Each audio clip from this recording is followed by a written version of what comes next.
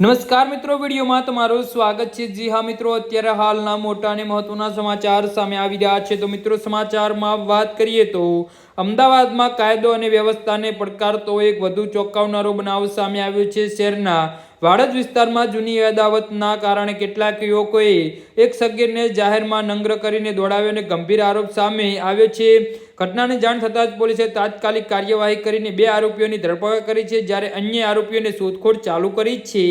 Police સૂત્રોના જણાવ્યા અનુસાર આશરે 2 મહિના અગાઉ દુધેશ્વર વિસ્તારમાં એક યુવક સાથે મારપીટ અને જાહેરમાં અપમાનજનક વર્તન કરવામાં આવ્યું હતું। તે ઘટનામાં યુવકના કપડાં ઉતરાવીને તેને માફી મંગાવવા મજબૂર કરવામાં આવ્યો હતો અને મારપીટનો વિડીયો પણ બનાવવામાં આવ્યો હતો। જોકે ડરના કારણે તે સમયે કોઈ પોલીસ ફરિયાદ નોંધાઈ નહોતી અને આ ઘટનાને બદલો લેવા માટે યુવક અને તેના સાથીદારો તકની રાહ જોઈ રહ્યા હતા। આ દરમિયાન 8 જૂનના રોજ ઇન્કમટેક્સ 4 રસ્તા પર નજીક એક પાન પાર્લર તેઓને અગાઉથી ઘટનામાં સામેલ સગીર મળી આવ્યો હતો અને આરોપ છે કે ત્યારબાદ 5 યુવકોએ સગીર પર હુમલો કરી તેને માર્યો હતો।